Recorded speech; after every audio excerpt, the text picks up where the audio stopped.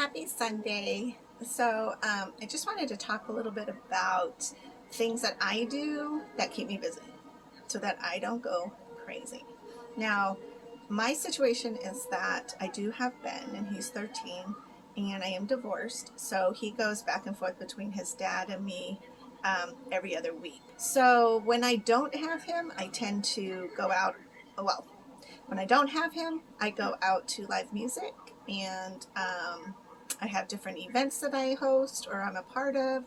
Um, and I like to stay really active as much as possible because it's so easy to get sucked into depression and a feeling of like life is over and it's worthless and um, just all those negative things that can come to you. And, you know, in the situation, just having a disease in general, you basically feel those things kind of all the time and they're in the back of your head and you don't really, I don't know, it's like it's kind of there. And if you're pretty good with managing your time and your energy, sleeping well, eating well, then typically those things will help contribute to you staying pretty balanced. And one of the things though is I really believe in working out, but you know, we're tired a lot, so we can't really do everything and all of it. So anyways, I just wanted to share with you a little bit of what I do kind of behind the scenes.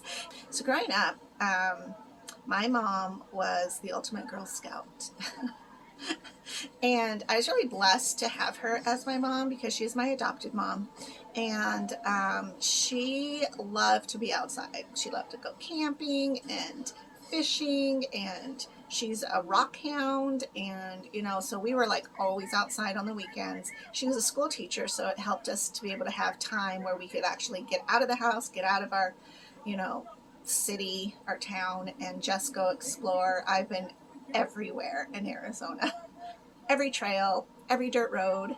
And my dad was very passionate about not paying campgrounds, so we didn't campground hardly at all. We would find some deserted road, and that was my childhood. You know, we had a lot of fun, and we were really blessed to have that kind of parents who were really invested in teaching us about nature and so forth.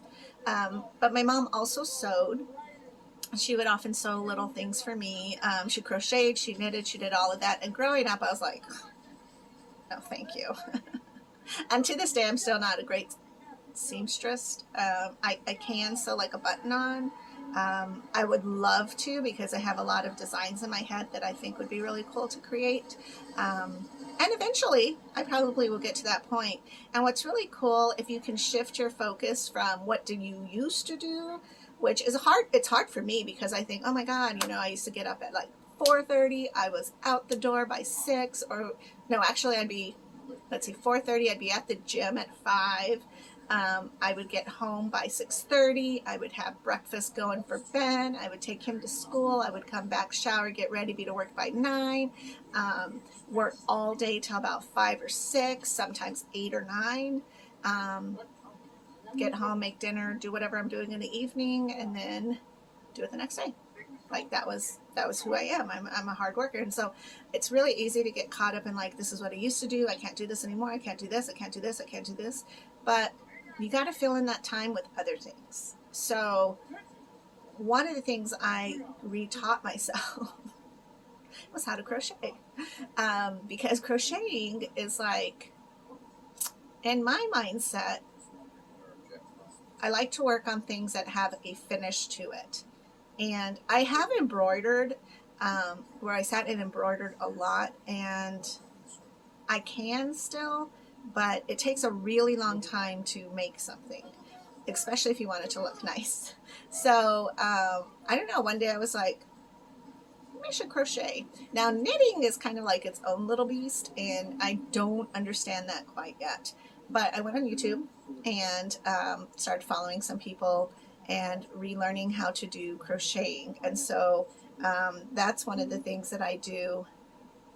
I thought I heard that mosquito. I swear he's still in here. Okay, so a couple days ago when I was doing my vlog, like a mosquito kept like dive bombing me, and I know he's out here someplace because I can kind of hear him. He's probably angry. He wants to kill me. But anyway, so I learned to crochet again.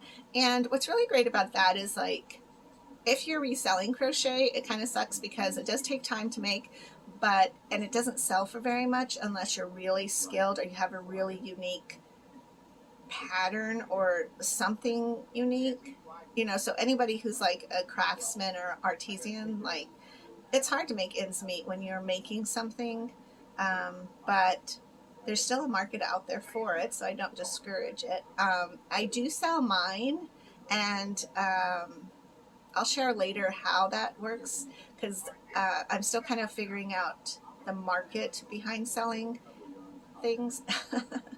But and that's just to, you know, afford the little things, because I'm not wealthy, and I have struggled with finances like everybody else, plus COVID, you know, that's how I lost my job. So it's been a hard year, but I'm not defeated, and I know, like, honestly, like, God has like swooped in and saved me time and time again. So it's not even like I'm really worried about it. I am, and I'm waiting for disability, but also I have hope, and I know like it's going to happen, and I know everything's going to be okay. And I also have a huge set of support people, because it is hard, you know, it's hard to be struggling. But here's where you refocus, and you're like, okay, well, let me see what I can do in the times that I'm just sitting, because we do sit a lot. I have never Netflixed and chilled more often than this last year. I was a big one for like The Walking Dead, and I've rewatched that probably 4 times, the entire series. Also Supernatural, like, those are long series. I've rewatched Star Wars, I don't even know how many times. And I'm not talking about one movie. I'm talking about like the entire lineup. And this time I actually added the Clone Wars and the Bad Batch. So now I am on Solo, and I'm just going to keep going. But that's just to say that we do sit a lot. So anyways, so I started off with like basic scarves, you know, and in my colors, because I'm a very black and purple, gray, white kind of gal, sparkles, you know. And I get addicted to like going to Hobby Lobby, or Michael's sometimes, but mostly Hobby Lobby, because Hobby Lobby has so much stuff that it's just crazy in there. And I will get just, I have to go like this sometimes to not go to the yarn, because I'm like, oh, I don't have this color. And it's like, seriously, girl, you have like a whole bag of a whole bunch of stuff that you're not even using yet. So yeah, I have to watch myself. And then I made like a little blanket for my dog. I know. And a lot of it, I still have to like tie the ends, because I'm not quite like, am I done? I don't know. Might want to add more. So crocheting to me is just super cool, because it's just, even if you learn like the basic stitch, you can build off of that and just keep working and practicing and stuff. And so I think like it's just a cool way to keep doing something, so you're not just sitting, because sitting tends to be, am I hungry? Chances are you're not. Chances are you're actually thirsty, but our minds think hunger before thirst. And then, you know, you start carrying extra weight because you're just feeding yourself food that you're not actually burning off.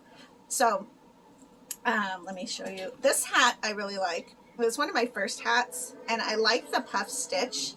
Oh yeah, see, like here I did it. I haven't tied it off yet. But I like the puff stitch hat, and of course it's purple. And then this one has like a rainbow brim. So it's super fun. And I like to make slouchy hats, because then anybody can wear them, and then, you know, regardless of your head size. So I did learn that. And the puff stitch is really fun to make. It does take a little bit of practice, because you have to like figure out your links. And I'm not really good with counting. And so I learned right away, like, oh, that's why math is important. Yeah, I've like pulled out several of my my things before, because I just messed it up. Then there's like this kind of ribbing, which my mom really likes. In fact, my mom has crocheted, like I said, forever. And I showed her this hat. I was like, look, Mom, what I made. And she was like, oh, how did you do that? You know, and so she literally went online on YouTube to figure out how I did it. And now I don't even remember how I how I did it, because it's been a good like 3 or 4 months since I have crocheted anything. But I found my little bag and I was like, I need to continue crocheting because it's so therapeutic almost. Or if you color, like sometimes I'll color.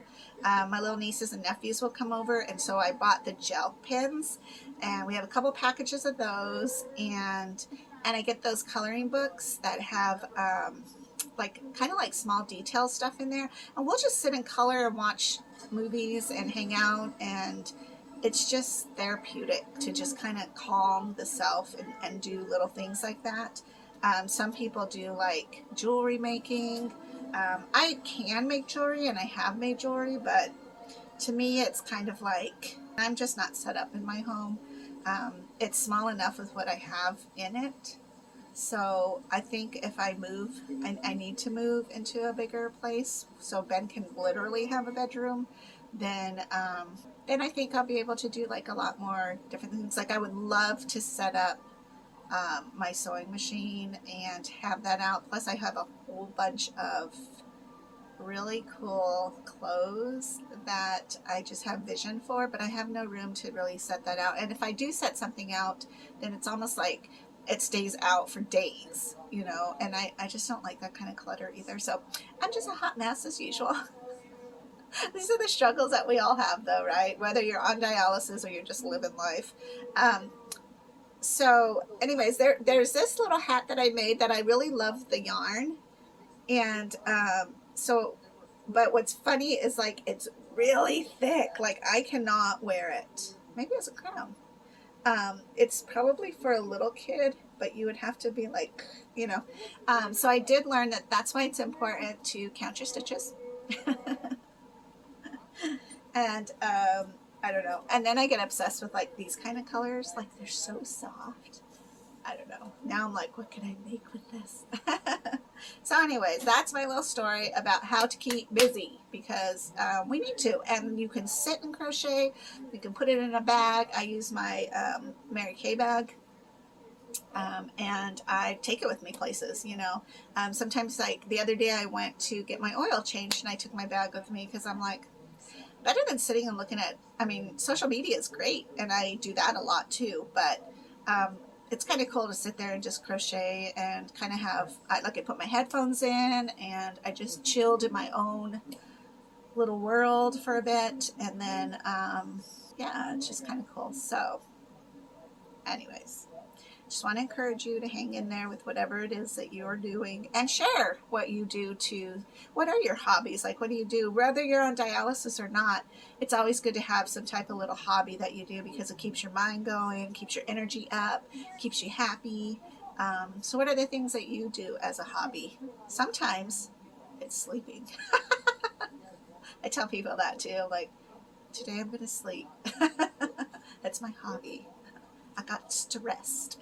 So, all right. I will talk to you guys later. You have a wonderful Sunday, and I'll see you tomorrow. Bye.